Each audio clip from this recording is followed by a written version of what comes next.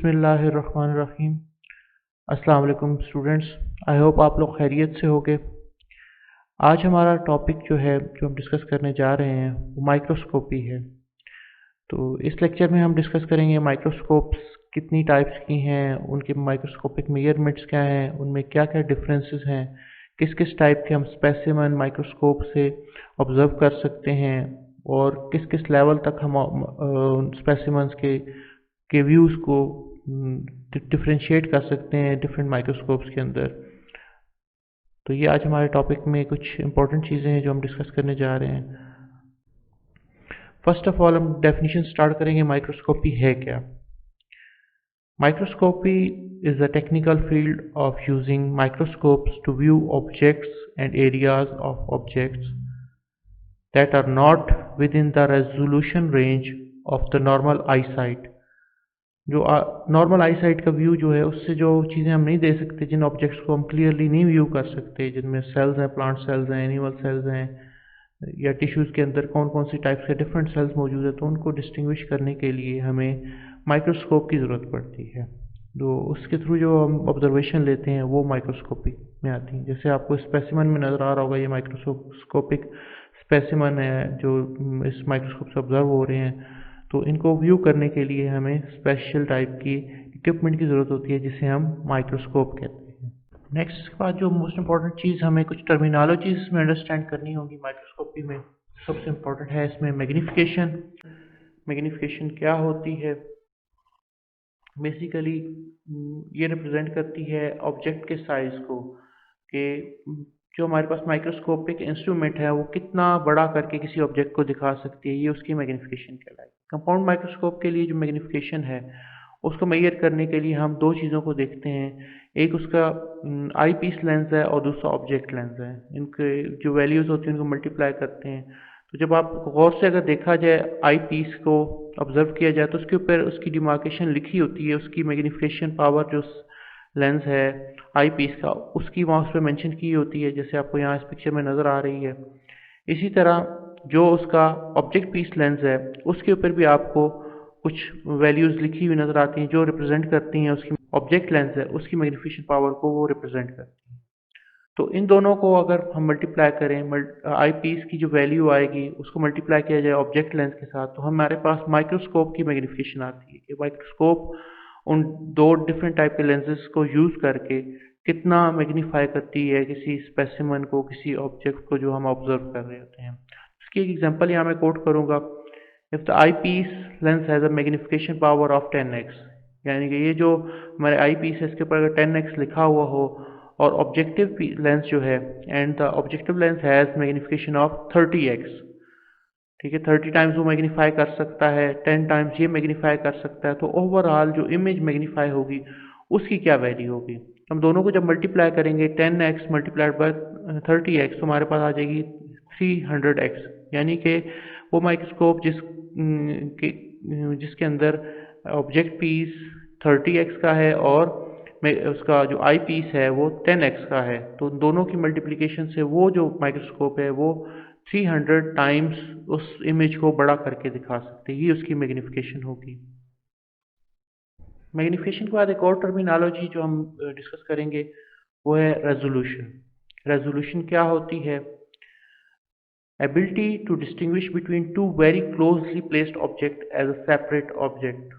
जैसे हम अपने क्लास में या अपने सराउंडिंग में जब लेकिन हम person to person, animal to animal, plant और एनिमल्स के दरमियान डिफरेंस हम कर सकते हैं, डिस्टिंग्विश कर सकते हैं, तो ये सेपरेशन क्या कहलाती है? रेजोल्यूशन कहलाती है। सिंपल अगर आई की हम बात करें तो इसी तरह माइक्रोस्कोप के अंदर क्योंकि हम बहुत ज़्यादा स्मॉलर ऑब्जेक्ट्स को स्टडी करते हैं, तो वहाँ पे हम जब ऑब्जेक्ट्स को ऑब्जर्व करते हैं तो उसको ऑब्जर्व करते हुए हम ये देखते हैं कि डिफरेंट सेल्स को एक दूसरे से डिफ्रेंशिएट करवाने में ये इक्विपमेंट हेल्प करता है या नहीं करता। तो ये डिपेंड करता है उसकी रिजॉल्विंग पावर जो माइक्रोस्कोप की है, वो डिपेंड करती है वेवलेंथ ऑफ लाइट पे, जो लाइट उसमें पास ऑन हो रही है, और numerical aperture of the lens system जो है उसके अंदर जो अपर्चर है, जो उसकी ओपनिंग है उसका साइज़ क्या है जिसमें से लाइट ने पास ऑन होना है, तो उस पर डिपेंड करता है इसकी रेजोल्यूशन कि वो कितना उसे क्लियरली उस इमेज को शो कर सके। जैसे आपको यहाँ पिक्चर नज़र आ रही है, दो ऑब्जेक्ट्स हैं विजुलाइज हो रहे हैं, लेकिन अगर उनकी पुअर रेजोल्यूशन की फॉर्म में हो तो वो हमें एक दूसरे में इंटरमिंगल हुए नज़र आते हैं। लेकिन अगर अच्छी रेजोल्यूशन वाली हमारे पास माइक्रोस्कोप है तो वो दोनों को सेपरेटली शो करवाएगा कि दोनों ऑब्जेक्ट सेपरेट हैं, उनकी में स्पेस मौजूद है और वो एक दूसरे से सेपरेट है। तो ये डिस्टिंग्विश करना की एबिलिटी जो है ये रेजोल्यूशन कहलाती है।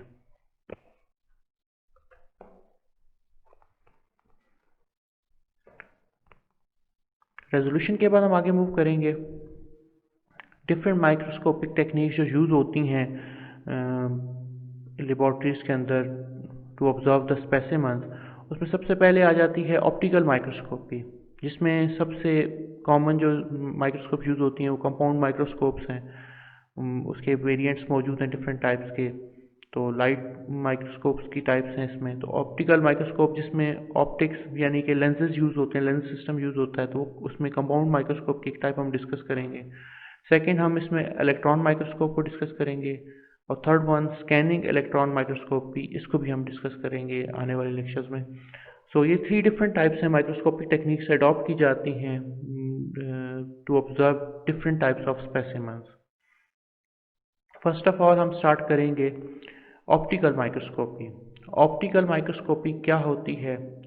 It's a type of microscope that uses visible light and a system of lenses to magnify image of small specimen। तो इसमें दो चीज़ें होंगी, एक इसमें लाइट सिस्टम होता है जो उसके बॉटम में मौजूद लैंप की फॉर्म में हो सकता है या मिरर की फॉर्म में मौजूद हो सकता है, जैसे आपको यहाँ पे इस पिक्चर में नज़र आ रहा होगा। और ये लाइट मूव करती है, ऑब्जेक्ट में से पास ऑन करती है और लेंस सिस्टम में से गुजरती है तो हम उसे ऑब्जर्व कर सकते हैं। तो इसमें दो चीज़ें मौजूद हैं, विजिबल लाइट की प्रेजेंस होना ज़रूरी है और सिस्टम ऑफ लेंसेज मौजूद होते हैं, तो हम उससे ऑब्जर्व कर सकते हैं। तो इसमें कंपाउंड माइक्रोस्कोप सबसे पहले आ जाती है। कंपाउंड माइक्रोस्कोप जो है उसमें यही एबिलिटी है कि वो एक स्मॉलर माइन्यूट जो ऑब्जेक्ट्स हैं उनको, उनकी इमेज को लार्जर एनलार्ज करके दिखाती है, मैग्नीफाई करके दिखाती है। So it makes enlarged image of minute objects near the object lens। अब इसमें दो पीसेस मौजूद होते हैं, जैसे आपको इस पिक्चर में नज़र आ रहा होगा। इस साइड पे जो कंपाउंड माइक्रोस्कोप का एक लेंस होगा वो आई पीस कहलाता है, और ये वाला जो ऑब्जेक्ट के नज़दीक होता है ऑब्जेक्ट लेंस कहलाता है। सो ये ऑब्जेक्ट लेंस वाला जो पीस है ये मैग्नीफाई करता है या एनलार्ज करता है उस ऑब्जेक्ट को, और फर्दर एनलार्जमेंट इन दोनों के दरमियान जो डिफरेंसेस मौजूद हैं उसको मैग्नीफिकेशन पावर की वजह से हमें आई पीस में जो वैल्यू नज़र आती है वो इन्हेंस्ड हुई नज़र आती है इन दोनों के कम्बिनेशन, इन दोनों लेंस सिस्टम के कम्बिनेशन से। तो जैसे हम पिछले एग्जांपल में डिस्कस कर चुके हैं, ये अगर 30x का है और ये 10x में है तो 300 टाइम्स वो एनलार्ज करके ये माइक्रोस्कोप हमें दिखाएगी उस ऑब्जेक्ट को। तो इसमें ऑब्जेक्ट लेंसेज हैं और आईपीस लेंसेज मौजूद हैं, ये दोनों ही हेल्प करते हैं ऑब्जर्व करने में। वाइल इसमें फाइन एडजस्टमेंट नॉब्स भी मौजूद होती हैं, जैसे यहाँ पे है, ये कोर्स है तो ये एडजस्ट करने के लिए पिक्चर को शो करवाने में हेल्प करती है। लेकिन जो हमने रेजोल्यूशन को क्लियर करना होता है ताकि हम क्लियरली देख सकें, डिस्टिंग्विश कर सकें ऑब्जेक्ट्स के दरमियान, उसके लिए इसमें फाइन फोकस नॉब्स मौजूद होती हैं ताकि हम उसको ऑब्जर्व करते हुए डिफरेंट ऑर्गेनेलिज को, डिफरेंट ऑब्जेक्ट्स को विद इन सेल जो हैं उनको ऑब्जर्व कर सकें। तो कंपाउंड माइक्रोस्कोपी के दौरान हमें 3 डिफरेंट टाइप्स की चीज़ें हम देखते हैं। कंपाउंड माइक्रोस्कोपी हो या ऑप्टिकल माइक्रोस्कोपी को जब हम के थ्रू हम ऑब्जर्व करते हैं ऑब्जेक्ट्स को, तो उसमें पहली टाइप आती है ब्राइट फील्ड माइक्रोस्कोपी। जो ऑब्जेक्ट्स हमें नज़र कैसे आते हैं, उनकी स्लाइड्स कैसे प्रिपेयर की जाती हैं, तो उसमें पहली टाइप आती है ब्राइट फील्ड माइक्रोस्कोपी। जैसे कि नाम से आपको पता चल रहा है कि फील्ड यानी कि आउटसाइड रीजन जो होगा, field the area observed is bright. Specimen के सराउंडिंग में जो एरिया होता है वो क्या होता है, ब्राइट होता है। वाइल स्पेसिमन जो होता है, specimen appear dark bye absorbing light. Specimen light को एब्जॉर्ब कर लेता है इसलिए वो डार्क कलर में शो होता है, लेकिन उसका सराउंडिंग का जो बैकग्राउंड होता है वो लाइट कलर में होता है, ब्राइट होता है, वाइट कलर में होता है। जैसे आपको इसमें नज़र आ रहा है कि जो ऑब्जेक्ट है उसके सराउंडिंग वाला एरिया ब्राइट नज़र आता है और सेंटर में जो ऑब्जेक्ट है वो सारी की सारी लाइट को एब्जॉर्ब कर लेता है। ये एब्जॉर्प्शन जो है ये डिपेंड करती है स्टेनिंग पे। डिफरेंट टाइप की स्टेनिंग डाइस मिलती हैं जो उन स्पेसिमन्स को ऑब्जर्व करने से पहले उन स्पेसिमन्स को ट्रीट किया जाता है उन स्टेनिंग डाइस के साथ, तो उनमें ये एबिलिटी आ जाती है कि वो मैक्सिमम लाइट एब्जॉर्ब कर सकें। तो जो भी लाइट उस पे फॉल होती है वो अपने सारी लाइट एब्जॉर्ब कर लेते हैं, इस वजह से वो डार्कर नज़र आते हैं।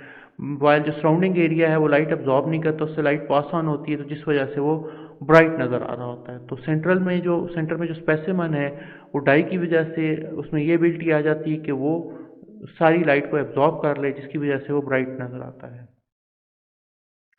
टाइप 2 इसमें आ जाती है, डार्क फील्ड माइक्रोस्कोपी है टाइप 2 में। जैसे कि नाम से आपको अंडरस्टैंड हो रहा होगा कि फील्ड जो होगा, जो एरिया अराउंड द ऑब्जेक्ट होगा वो डार्कर होता है, ब्लैक कलर में होगा या किसी और डार्क कलर में होगा। स्पेसिमन जो होगा ऑब्जेक्ट वो ब्रिलियंटली इल्यूमिनेटेड होगा, यानी कि वो ग्लो कर रहा होगा, वो चमक रहा होगा, वो लाइट क्योंकि उसमें से पास ऑन हो रही होगी तो इसलिए वो इल्यूमिनेट कर रहा होगा, जैसे आपको यहाँ नज़र आ रहा है। फील्ड सराउंडिंग में इसका डार्क है, लेकिन लाइट सेंटर वाले पोर्शन से पास ऑन हो रही है, जिस वजह से हमें सेंटर में ऑब्जेक्ट नज़र आ रहा है, पर सराउंडिंग जो है उसकी डार्क है। तो ये चीज़ ऑब्जर्व करने के लिए स्पेशल टाइप ऑफ कंडेंसर्स मौजूद होते हैं जो माइक्रोस्कोप्स हैं उनके अंदर। वो कंडेंसर लाइट की मूवमेंट को एडजस्ट करते हैं, जिसकी वजह से ये जो ऑर्गेनिजम्स हैं इनके सराउंडिंग का एरिया जो है वो डार्क नज़र आता है, और लाइट सिर्फ इन ऑर्गेनिज्म में से पास करती है, तो हम उन्हें ईजीली ऑब्जर्व कर सकते हैं। थर्ड बहुत इंपॉर्टेंट टाइप जो इसमें हमने आज डिस्कस करनी है वो फ्लोरेसेंट माइक्रोस्कोपी है। Fluorescent microscopy basically specimens are stained with fluorescent dyes. Fluorescence ऐसे मटेरियल हैं जो लाइट एब्जॉर्ब करने के बाद ग्लो करते हैं।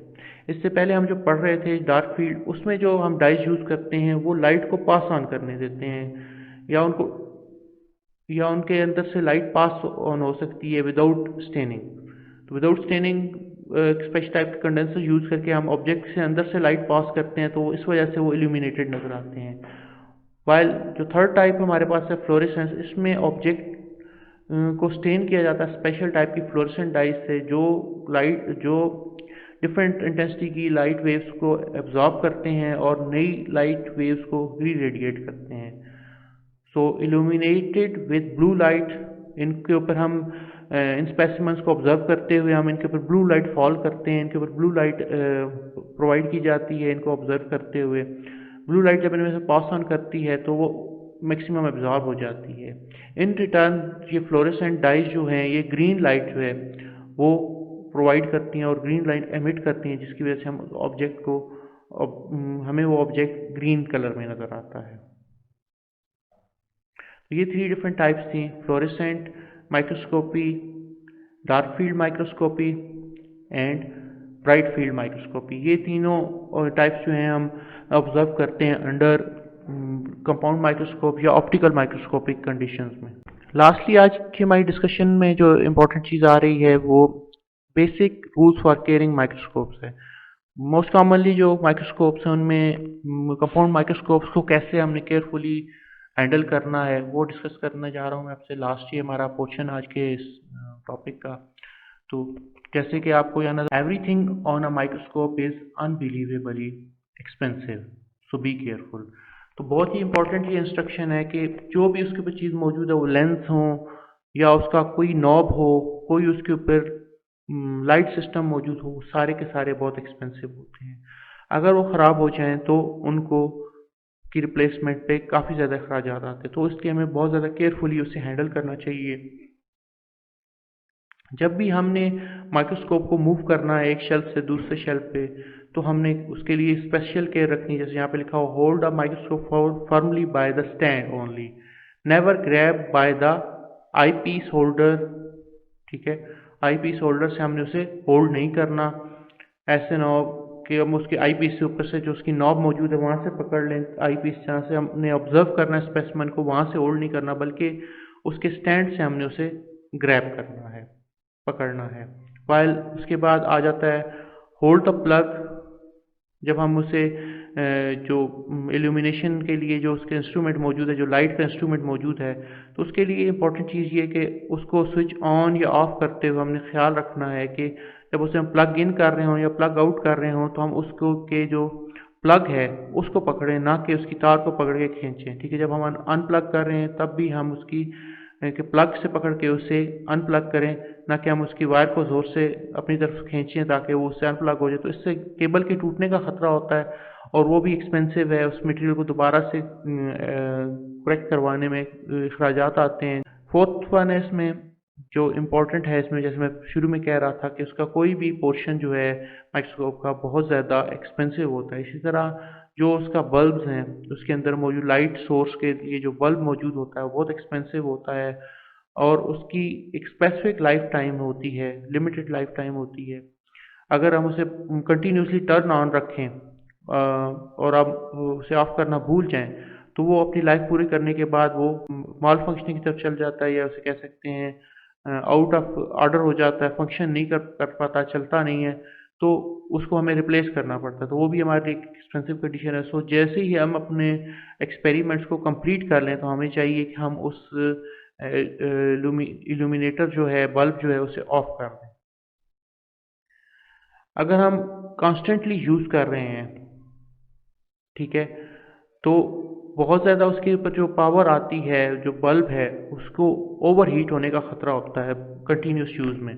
तो ओवर हीटिंग से एक तो प्रॉब्लम ये आती है कि उसकी जो सराउंडिंग है, बल्ब जहाँ पे फिक्स हुआ हुआ है जिस होल्डर के अंदर, वो उस हीट की वजह से वो मेल्ट होना शुरू हो जाती है। तो वो जो पोर्शन है उसका, इल्यूमिनेटर का पोर्शन, वो डैमेज होना शुरू हो जाता है। सो उसे इतने कंटिन्यूस यूज़ में फुल पावर पे हम ना यूज़ करें। अगर हमने ज़्यादा देर के लिए यूज़ करना है तो फुल पावर पे उसे नहीं यूज़ करना चाहिए, क्योंकि लाइट की हाई इंटेंसिटी पे वो ओवर हीट होके सराउंडिंग एरियाज़ को वो डैमेज कर देता है।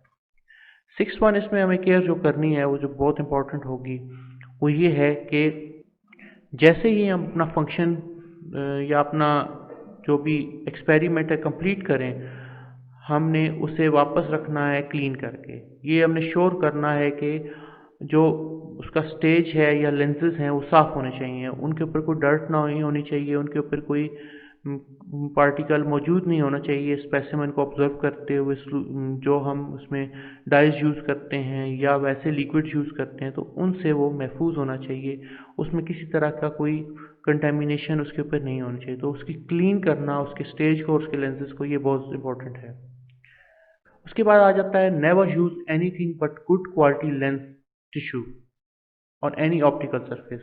जो भी ऑप्टिकल सरफेसेस हैं उनके ऊपर हमें अच्छी क्वालिटी के जो टिश्यू पेपर्स हैं वो यूज़ करें, या ऑप्टिकल लेंस सरफेसेस को साफ़ करने के लिए जो हमारे पास लेंस क्लीनर हैं वो यूज़ करें। डिस्टिल वाटर का यूज़ कर सकते हैं, ये बहुत इंपॉर्टेंट है कि हम उन्हें यूज़ करें। अगर हम उस पर ऑर्गेनिक सॉल्वेंट वगैरह यूज़ करें तो उससे ये खतरा होता है कि जो लेंस वगैरह फिक्स हुए हुए हैं आई पीस के अंदर या उसके ऑब्जेक्ट पीस के अंदर, तो वो डिटैच हो सकते हैं। सो हमने केयरफुल रहना है लेंस को साफ़ करते हुए। जो लेंस क्लीनर हैं हम वही सिर्फ यूज़ करें या डिस्टिल वाटर का यूज़ करें। इसके अलावा टिश्यू की क्वालिटी माइंड में रखनी है। रफ जो टिश्यू होंगे वो स्क्रैचेस क्रिएट करेंगे लेंसेज के ऊपर, सो उनका जो कह सकते हैं व्यू है वो ख़राब होना शुरू हो जाता है। और एक और इम्पॉर्टेंट चीज़ है कि माइक्रोस्कोप के कवर अवेलेबल होते हैं। कई दफ़ा जब हम परचेज़ करते हैं तो साथ उसका कवर मिलता है, तो हमेशा उस इंस्ट्रूमेंट को उस डस्ट जैकेट के अंदर आपने कवर करके रखना है। डस्ट जैकेट्स मिलती हैं उसके अंदर उसे कवर करके रखना है ताकि उसके किसी भी पोर्शन पे डस्ट ना पड़े आफ्टर यूज़। उसके बाद जब फोकस नॉब्स को यूज़ कर रहे होते हैं तो स्मूथली उनको घुमाना है, रोटेट करना है। ऐसे ना हो तेज़ से घुमाएं और उस प्रोसेस के दौरान इतनी ज़्यादा फोर्स एग्जर्ट हो कि स्लाइड्स वगैरह टूट जाएं, या जो वो नॉब्स हैं वो अपना फंक्शन करते हुए उनमें कोई प्रॉब्लम माल फंक्शनिंग आ जाए। सो अवॉइड करना है, फोकस करते हुए स्मूथली उन नॉब्स को हमने रोटेट करना है, बहुत ज़्यादा स्पीड से उन नॉब्स को नहीं रोटेट करना। लास्ट वन जो इम्पोर्टेंट पॉइंट है, if it is not working don't try to fix it unless you really know what you are doing.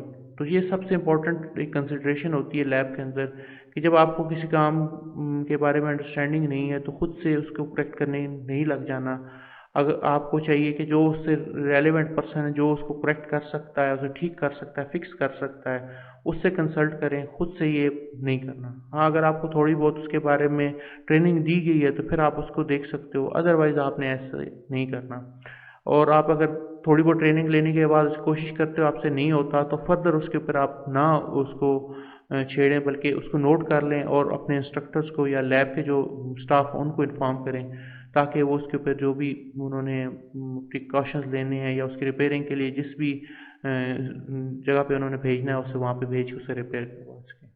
तो ये केयर्स माइंड में रखनी है माइक्रोस्कोप्स को यूज़ करते हुए, कंपाउंड माइक्रोस्कोप्स को यूज़ करते हुए। यहाँ तक आज का हमारा लेक्चर था। बाकी जो माइक्रोस्कोप्स की टाइप्स हैं वो नेक्स्ट वीडियो में मैं आप लोगों से डिस्कस करूँगा। टिल नेक्स्ट वीडियो, अल्लाह हाफिज़, फ़ी अमानिल्लाह।